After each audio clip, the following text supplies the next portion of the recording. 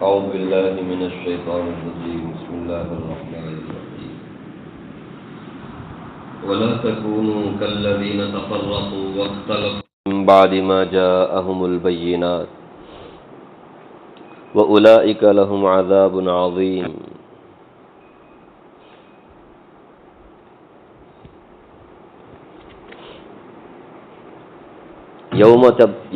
يوم تبيض وجوه وتسود وجوه فأما الذين اسودت وجوههم أكفرتم بعد إيمانكم فذوقوا العذاب بما كنتم تكفرون وأما الذين ابيضت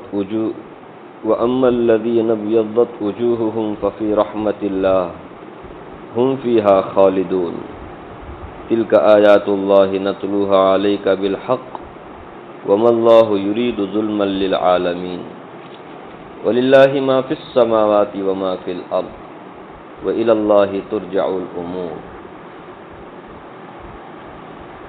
یہ سورہ آل عمران کی 5 آیتیں آپ کے سامنے پڑھی گئی، 105، 106، 107، 108، 109۔ پچھلی آیتوں میں مسلمانوں کو یہ تلقین کی گئی تھی اور یہ تنبیہ کی گئی تھی، نصیحت کی گئی تھی کہ مسلمانوں یہود و نصارہ ان سے ذرا بچ کے رہو۔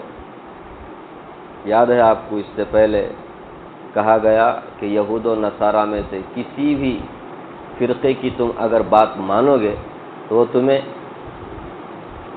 کافر بنا دے گی۔ یاد ہے ان تطیعوا فریقا من الذین اوتوا الکتاب یردوکم بعد ایمانکم کافرین، ایمان کے بعد تمہیں وہ کفر میں مبتلا کر دیں گے۔ لیکن جب تک تم قرآن اور سنت سے اپنا تعلق جوڑے رکھو گے تم کیسے کافر ہو سکتے؟ تم کیسے اللہ کی آیتوں کا انکار کر سکتے؟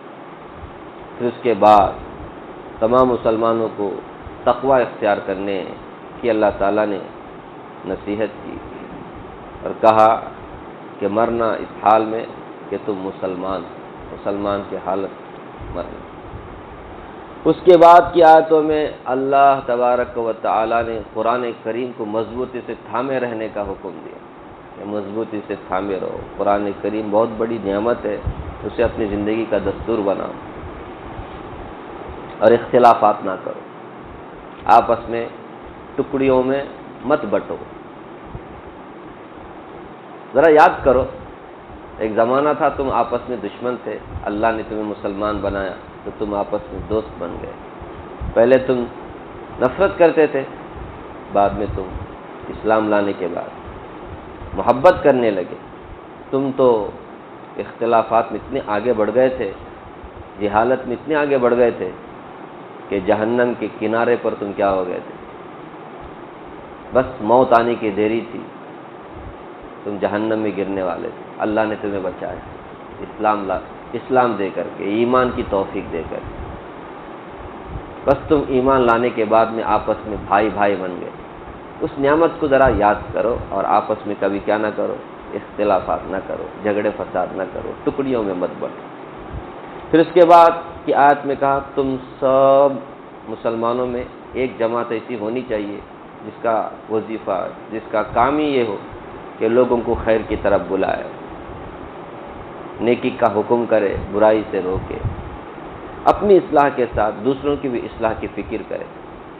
اسی میں مسلم قوم بحیثیت قوم زندہ رہ سکتی ہے، ورنہ بحیثیت قوم زندہ نہیں رہتی، ذلیل ہو کر رہ جاتی ہے۔ یہ سب باتیں کہی۔ اب یہ جو آیتیں آپ کے سامنے پڑھی گئی، ان میں مزید اللہ تعالیٰ یہود و نصارہ کی طرح نہ بننے کی کیا کر رہے ہیں؟ نصیحت کر رہے ہیں۔ فرمایا وَلَا تَكُونُوا كَالَّذِينَ تَفَرَّقُوا، اے مسلمانوں تم ان لوگوں کی طرح مت ہونا جو آپس میں ٹکڑیوں میں بڑھ گئے۔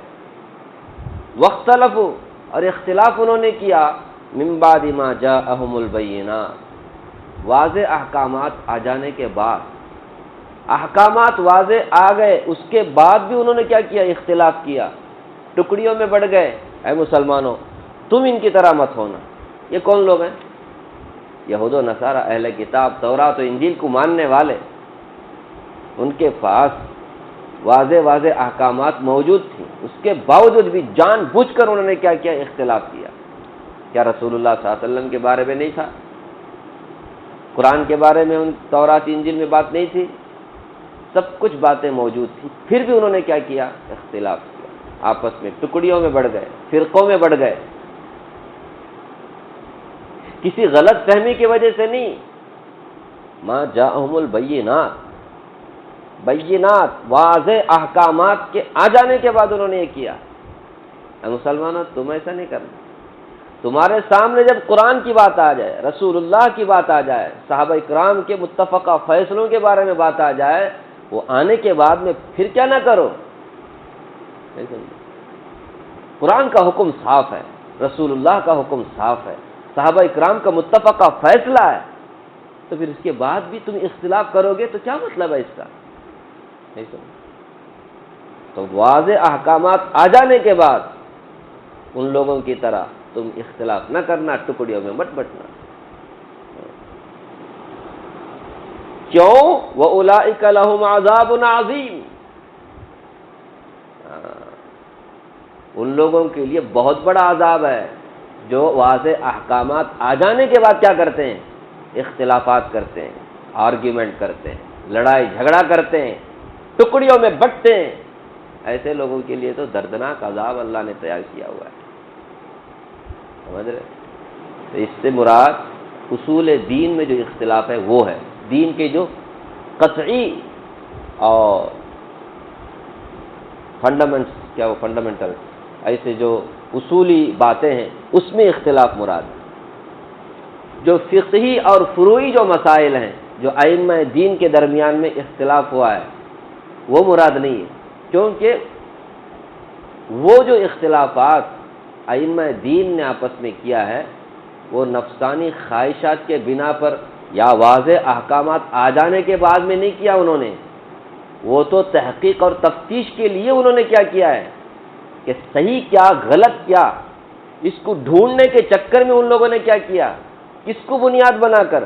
قرآن اور حدیث کو ہی بنیاد بنا کر کیا کیا انہوں نے. سمجھ رہے؟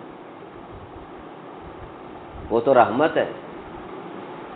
فروعی جو اختلافات ہیں رحمت ہے. رسول اللہ صلی اللہ علیہ وسلم نے تو فروعی اور فقہی اختلافات کے بارے میں کہا کہ اگر کوئی اجتہاد کرتا ہے، تحقیق کرتا ہے، کرتے کرتے اس کو ثواب حاصل ہو گیا. ثواب کا مطلب صحیح، یعنی اس کی تحقیق صحیح ہو گئی. اب یہ صحیح غلط وہ تو اللہ کو معلوم ہے. اس کی تحقیق صحیح ہو گئی، اسے ڈبل ثواب ملے گا. کتنا؟ ڈبل اجر. اور کوئی مجتہد کیا کرتا ہے؟ قرآن اور حدیث کو بنیاد بنا کر تحقیق کرتا ہے لیکن اس کی تحقیق انجام کیا ہے؟ اس کی غلطی، اس سے غلطی ہو گئی تحقیق کرنے میں، سوچ میں. سمجھ، تب بھی اس کو ایک اجر ملے گا، کیونکہ وہ جو اس نے تحقیق کی، محنت کی، نفسانی خواہشات پہ نہیں، قرآن اور حدیث کو بنیاد بنا کر کے حقیقت کیا ہے یہ معلوم کرنے کے لیے انہوں نے کیا کیا؟ اختلاف کیا. اس کو ایک ثواب، ایک اجر ملے گا. اب کون صحیح ہے غلط ہے قیامت کے دن معلوم ہوگا، لیکن دونوں بھی اجر اور ثواب کے مستحق ہوں گے. ہاتھ اوپر باندھنا، نیچے باندھنا، زور آمین بولنا، آہستہ آمین بولنا، یہ سب کیا ہیں؟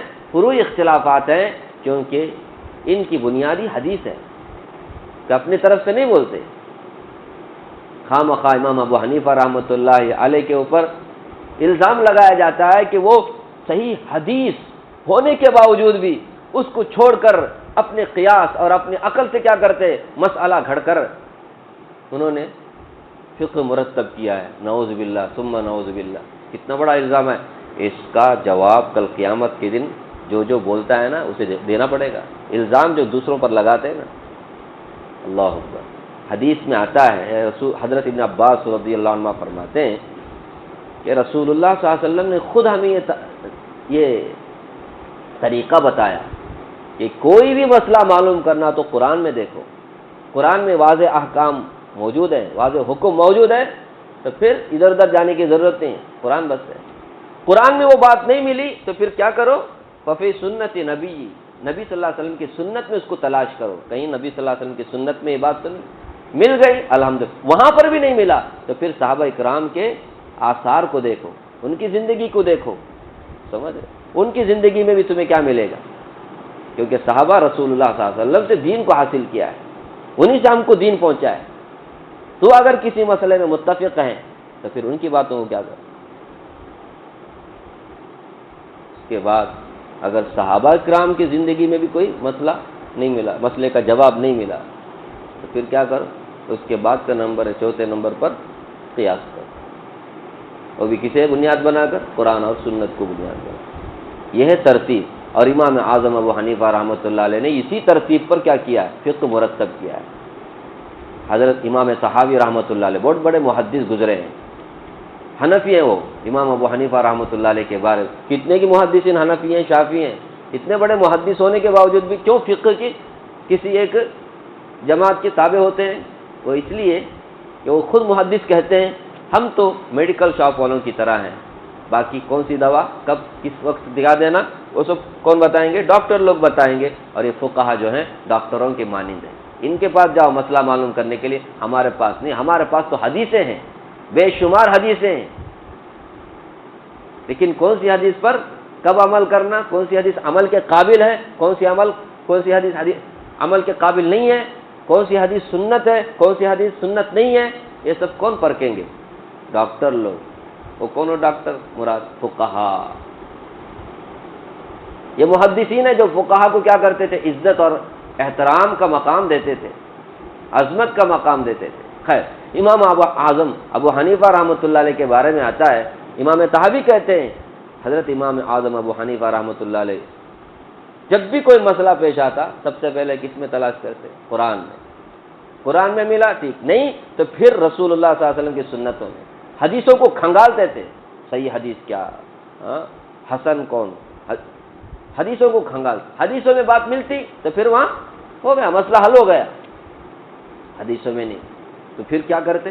صحابہ اکرام کے آثار میں دیکھتے، ان کی زندگی میں ان کے اقوال کیا ہیں، ان کے احوال کیا ہیں، ان کے افعال کیا ہیں، ان کو تلاش کرتے، اس میں بات ملتی مسئلہ حل ہو گیا، اس میں بھی بات نہیں ملتی یا پھر ایک آپس میں صحابہ اکرام کا اختلاف ہوتا کسی مسئلے میں، کوئی صحابی ہاتھ اوپر باندھتا ہے، کوئی صحابی نیچے باندھتا ہے، کوئی زور سے بولتا ہے، کوئی آہستہ آمین بولتا ہے، کوئی سورہ فاتحہ پڑھنے کو بولتا ہے، سورہ فاتحہ امام کے پیچھے نہیں پڑھنے کو بھی بولتا ہے، تو صحابہ اکرام کے آپس میں اختلافات ہیں،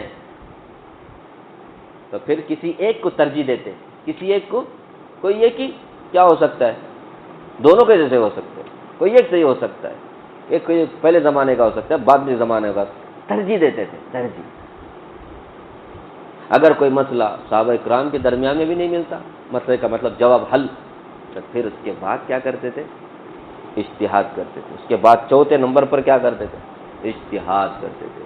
امام طحاوی کہتے ہیں اجتہاد کے مسئلے میں حضرت امام ابو حنیفہ رحمۃ اللہ علیہ اگر ضعیف حدیث بھی مل جاتی نا، ضعیف حدیث بھی، تو اپنے قیاس کو چھوڑ دیتے تھے، ضعیف حدیث کو بھی لے لیتے تھے، یعنی حدیث، یہ لوگ الزام لگاتے صحیح حدیث ہوتے تو اس کو چھوڑ کر کیا کرتے، یہ اپنی عقل چلا کر کے مسئلے، ارے صحیح حدیث تو بہت ان کا اونچا مقام ہے، ضعیف حدیث بھی ملتے حضرت امام ابو حنیفہ رحمۃ اللہ علیہ کے سامنے، تو پھر اپنی عقل کو گولی مارتے، کس کو لیتے؟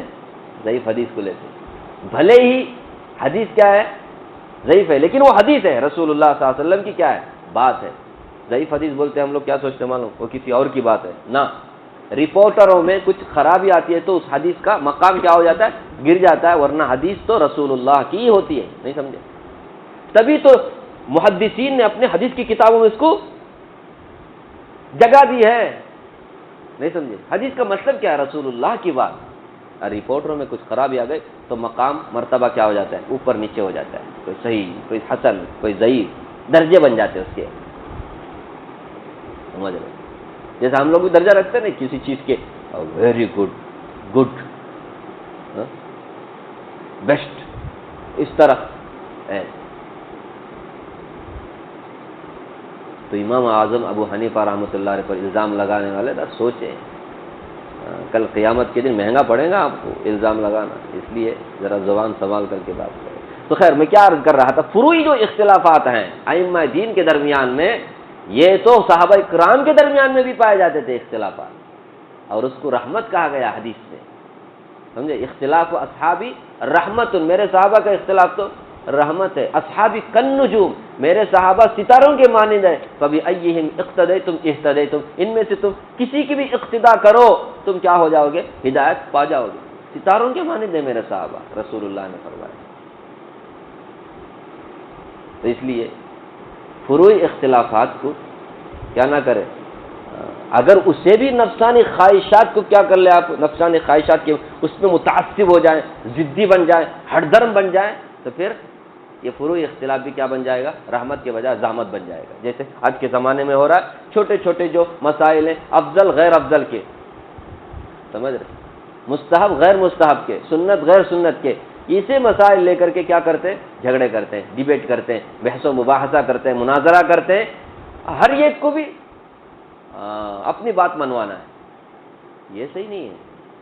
ارے بڑا دل رکھو یار، دونوں حدیثوں سے ثابت ہے تو اپنے مسئلے کو چھوڑو مت، دوسرے کے مسئلے کو چھیڑو مت، رہو نا۔ کبھی ہوا ہے ائمہ دین کے درمیان اس طرح سے؟ کبھی وہ جھگڑا نہیں کیے، حنفی کے پیچھے شافعی پڑھتے تھے، شافعی کے پیچھے حنفی پڑھتے تھے، اس میں کوئی کبھی جھگڑا وگڑا نہیں ہوا، لڑائی جھگڑا گریباں۔ جھگڑا کس میں ہوتا ہے؟ یہ اصول دین میں اختلافات تو جھگڑے ہوتے ہیں، اس لیے اصول دین میں اختلاف مت کرو۔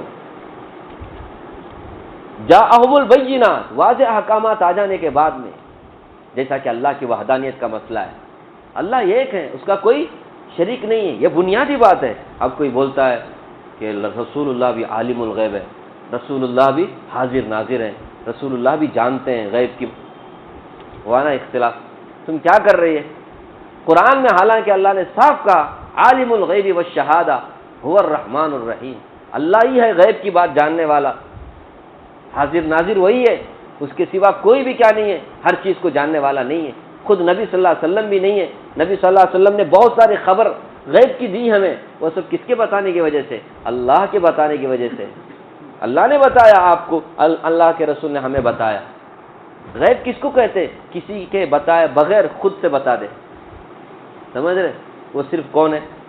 اللہ ہے، باقی کوئی نہیں۔ کتنی جگہ قرآن میں کہا تلک من انباء الغیب نوحیہا الیک، یہ غیب کی خبریں پیغمبر جو ہم آپ کو وحی کی روشنی میں بتا رہے ہیں، ورنہ پہلے آپ نہیں جانتے تھے زکریا علیہ السلام کے بارے میں، عیسیٰ علیہ السلام کے بارے میں، مریم علیہ السلام کے بارے میں، نوح علیہ السلام کے بارے میں، سمود قوم کے بارے میں، قوم عاد کے بارے میں، ساری باتیں ہم بتا رہے ہیں اپنی قوم کو۔ کیسے پیغمبر؟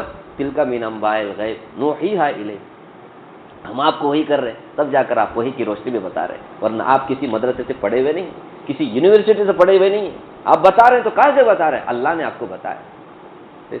کتنی باتیں ہمارے نبی صلی اللہ علیہ وسلم نے دوزخ کے بارے میں، جنت کے بارے میں، قیامت کے بارے میں، قیامت کی نشانیوں کے بارے میں ساری باتیں بتائی۔ یہ ساری باتیں کہاں سے آئیں؟ اللہ نے آپ کو بتائی، تبھی تو آپ نبی کہہ رہا ہے۔ یاد رکھیں، نبی کے بارے میں کہنا یہ عالم الغیب نہیں ہے، ان کی توہین نہیں ہے، بلکہ تعریف ہے، کیونکہ وہ دنیا میں اسی لیے آئے تھے، یہ ایک اللہ کی طرف لوگوں کو بلانے کے لیے۔ اگر کوئی نبی کو اللہ کے برابر ٹھہرانے کی کوشش کرتا ہے، سوچتا ہے کہ میں نبی کی عزت میں اضافہ کر رہا ہوں، نہ، تم اپنا بیڑا غرق کر رہے ہو، نبی کی توہین کر رہے ہو۔ نبی تو ایک اللہ کی طرف بلاتے تھے، تم کیا کر رہے ہو؟ اس نبی کی تعلیم کو جھٹلا رہے ہو، غلط بتا رہے ہو، سمجھ رہے؟ یہ اتنے شرک اور بدعات ہیں جو مسلمانوں میں پائے جاتے ہیں۔ شرک اور بدعات کیا ہیں؟ یہ من بعد ما جاءہم البینات، صاف ہے کہ یہ سنت نہیں ہے، یہ نبی صلی اللہ علیہ وسلم کے زمانے میں ہوا نہیں ہے۔ اب وہ اس چیز کو کیا کر دیا؟ سنت کی شکل میں، لے یہ بھی سنت ہے۔ میں صرف اشارے کر رہا ہوں، 11ویں ہو، 12ویں ہو، وہ فلاں ہو، فلاں، کیا ہے؟ یہ ہے اس کا ثبوت قرآن میں حدیث میں ہے؟ نہیں ہے، تو پھر اس کو آپ کیا بنا رہے ہو؟ اپنی زندگی کا حصہ اور شریعت کا حصہ، بولتے یہ بھی سیکھ کرنے کا ہے، یہ بھی ثواب کا کام ہے، تو پھر من بعد ما جاءہم البینات، واضح احکامات آ جانے کے بعد تم کیا کر رہے ہو؟ اختلاف کر رہے ہو، مسلمانوں میں تم اختلاف ڈال رہے ہو۔ اسی کے بارے میں نبی صلی اللہ علیہ وسلم نے فرمایا کہ اہل کتاب یہود و نصارہ میں 72 فرقے ہوئے، کتنے فرقے؟ 72، اور میری امت تفترق امتی علی 73 میری امت کتنے میں 73 گروپ میں بڑھ جائے گی. فرمایا کلہم فی النار، سب کے سب جہنم میں جائے گا، الا امۃ واحدہ، مگر ایک فرقہ کیا جنت میں جائے گا. وہ کون سا ہے؟ وہ جو نبی صلی اللہ علیہ وسلم اور صحابہ کرام کے طور طریقے پہ چلنے والا جو فرقہ ہے، جو جماعت ہے، جو امت ہے، وہی کہاں جائے گی؟ جنت میں جائے گی. باقی سب کہاں جائیں گے؟ سمجھ رہے؟ تو ہمیں کیا کرنا چاہیے؟ نبی صلی اللہ علیہ وسلم کی سنت کیا ہے، صحابہ کرام کی سنت کیا ہے، اس کا فالو کرنا ہے. ایسے ہی لوگ کیا ہوتے ہیں؟ کامیاب ہوتے ہیں. باقی سب وہ نفسانی خواہشات کو رکھ کر کے، وہ بھی واضح احکامات آ جانے کے بعد کتنا ان کے سامنے قرآن رکھو، کتنا ان کو سناؤ کہ قبر کی پرستش نہیں کرنا چاہیے، پھر بھی قبر پرستی ہو رہی ہے. یہ قبر پرستی کیا ہے؟ یہ اس میں کبھی بدعت ہے، کبھی تو شرک ہے، وہاں تک بھی پہنچ جاتا ہے. یہ کہاں ہے؟ یہ تو بنا ہے حدیث میں، قرآن میں. ایک اللہ کی عبادت کرو، ایک اللہ کے سامنے جھکو، ایک اللہ کے سامنے اپنا دکھڑا رکھو، ایک اللہ کے سوا کسی کے سامنے اپنا دکھڑا مت رکھو، کچھ فائدہ نہیں. کرنے والی ذات صرف کون ہے؟ یہ ہے اختلافات کی، یہ ہے اختلافی چیز. رسول اللہ صلی اللہ علیہ وسلم نے حدیثوں کی اتباع کا حکم دیا، اور حدیثوں کو چھوڑ کر کے کہتے ہیں کہ صرف ہمارے لیے قرآن کافی ہے، حدیث کی ضرورت نہیں، حدیث میں تو اختلافات ہیں. یہ ہیں وہ لوگ جو من بعد ما جاءہم البینات، واضح احکامات آ جانے کے بعد کیا کر رہے ہیں لوگ؟ اختلاف کر رہے ہیں، ٹکڑیوں میں بٹ رہے ہیں. ہمارے لیے قرآن بھی، حدیث دونوں کیا ہیں؟ دونوں ہمارے لیے کیا ہے؟ ماڈل ہے. دونوں کی اتباع کرنا ہمارے اوپر لازم ہے، ہدایت کا سبب. تو خیر، میں یہ عرض کر رہا تھا، تو یہاں جو اختلافات نہیں کرنے کا اللہ نے، یہ حق اور باطل والا حصہ ہے، ہدایت اور گمراہی والا ہے. جو ائمہ دین کے درمیان میں اختلاف، وہ حق اور باطل کا اختلاف نہیں، وہ ہدایت اور گمراہی کا اختلاف نہیں، وہ ثواب اور خطا کا اختلاف ہے. وہ کس کا؟ ثواب بولے تو صواب سے، صحیح کیا غلط کیا، یہ اختلاف ہوا ہے، حق اور باطل والا اختلاف نہیں. سمجھ رہے؟ ایک امام بولتا ہے سورہ فاتحہ امام کے پیچھے نہیں پڑھنا، ایک بولتا ہے پڑھنا. تو یہ جو اختلاف ہے، صحیح کیا اس میں، غلط کیا، یہ والا اختلاف ہے. ایک حق، ایک باطل، ایک ہدایت میں، ایک گمراہی میں بول کر آپ کیا نہیں کر سکتے، اس طرح تعبیر نہیں کر سکتے. سوال کر کے کیا کرنا چاہیے ائمہ دین کے اختلاف کے بارے میں.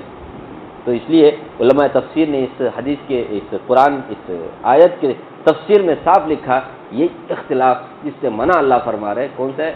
اصول دین میں جو اختلاف ہے اس سے اللہ منع کر رہے ہیں. باقی فروع اختلافات وہ تو فطرت، وہ حقیقت کی تلاش میں ہوا ہے، وہ کوئی گمراہی اور ہدایت والا اختلاف نہیں، ثواب اور خطا والا اختلاف ہے. تو وَلَا تَكُونُوا كَالَّذِينَ تَفَرَّقُوا وَاخْتَلَفُوا مِن بَعْدِ مَا جَاءَهُمُ الْبَيِّنَاتُ. ایسے ہی آگے بڑھ سکتا تھا میں، لیکن سوالات پیدا ہوتے ہیں نا لوگوں کے درمیان. ائمہ دین کا اختلاف بھی یہی ہے، اللہ نے منع کیا ہے کہ تم لوگ کیوں کرتے، حنفی بولتے کیوں، شافعی کیوں بولتے، کیا کرو؟ ہم کیا ہے؟ قرآن اور حدیث والے، ایسا بولے نہیں. قرآن اور حدیث والے ہم ہیں، قرآن اور سنت والے ہم ہیں. کب؟ جب واضح احکامات ہمارے سامنے. ہم کو کیا ضرورت ہے ادھر ادھر جانے؟ حنفی بننے کی کیا، شافعی بننے کی کیا ضرورت ہے؟ حنفی شافعی کب بنتے ہیں ہم؟ جب آپس میں اختلاف ہے صحابہ کرام کا، اور حدیثوں ہی میں کیا ہے، مختلف باتیں ہیں، تو وہاں ترجیح دینے کے مسئلے میں ہم کیا ہو جاتے ہیں؟ اپنی عقل نہیں چلاتے. ہم کیا کرتے؟ اپنے سے بڑے جو علم والے ہیں، پختہ علم رکھنے والے، ان کے اوپر اعتماد کرتے ہیں. وہ ہم کیا بن جاتے ہیں؟ سمجھ رہے؟ یہ لوگ لوگوں کو گمراہ کرتے ہیں. یہ لوگ نبی کو چھوڑ کر کیا کرتے؟ امام کے پیچھے چاہتے ہیں بول کر. امام کے پیچھے ہم کو جانے کی ضرورت کچھ نہیں ہے. ہم کو ضرورت کب پڑتی ہے؟ اسے یاد رکھنا آپ ہمیشہ. جہاں واضح احکامات ہمارے سامنے نہیں ہیں، کنفیوژن ہے، وہاں ہمیں کیا کرنا؟ اپنی عقل پر بھروسہ نہیں کرنا. کسی نہ کسی، اللہ نے فرمایا فاسألوا اہل الذکر ان کنتم لا تعلمون. دیکھو تم کو معلوم نہیں کسی مسئلے کے بارے میں، تم کیا کرو؟ جو جانکار لوگ ہیں ان سے معلوم کرو. وہ لوگ کیا ہیں؟ تمہاری رہنمائی کریں گے. دنیا میں بھی دیکھتے کسی بھی فیلڈ میں ہم کو کوئی جانکاری حاصل کرنا چاہے تو ہم اس فیلڈ کے جو ماہر ہوتے ہیں ان کے پاس جاتے ہیں. گھر بنانے کے معاملے میں کچھ انجینئر کے پاس جاتے ہیں، نہیں کیا، آرکیٹیکٹ کے بارے اس کے پاس جاتے ہیں، ڈیزائننگ کے بارے میں اگر کچھ معلوم کرنا، کیا خیال ہے؟ ڈاکٹری کا، میڈیکل کا مسئلہ ہے تو وہاں ڈاکٹروں کے پاس جاتے ہیں، کیا خیال ہے؟ سلائی ولائی کا مسئلہ ہے ایک دم ماہر ٹیلر کے پاس جاتے ہیں، نہیں، کھانے وانے کا مسئلہ ہے ایک دم ماہر باورچی کے پاس جاتے ہیں، جو جس فیلڈ کا ماہر ہوتا ہے ہم اس کے پاس جا کر کیا کرتے ہیں، اپنا مسئلہ حل کرتے ہیں۔ دین کے بارے میں بھی اسے، دین کے بارے میں کچھ بھی معلوم کرنا ہے تو دین میں جو ایک دم مہارت رکھنے والے ہیں کسی بھی، تو ان سے جا کے معلوم کرو۔ فقہ کا مسئلہ ہے فقہا سے معلوم کرو، حدیث کا مسئلہ ہے محدثین سے معلوم کرو، تفسیر کا مسئلہ ہے مفسرین سے معلوم کرو۔ خیر، بات لمبی ہو گئی۔ وَأُولَٰئِكَ لَهُمْ عَذَابٌ عَظِيمٌ، جو لوگ واضح احکامات آ جانے کے بعد اختلاف کرتے ہیں، ٹکڑیوں میں بٹتے ہیں، ایسے لوگوں کے لیے بہت بڑا عذاب ہے۔ اس کے بعد فرمایا یوم تبیض وجوہ وتسود وجوہ، قیامت کے دن بعض لوگوں کے چہرے سفید ہوں گے، بعض لوگوں کے چہرے کالے ہوں گے۔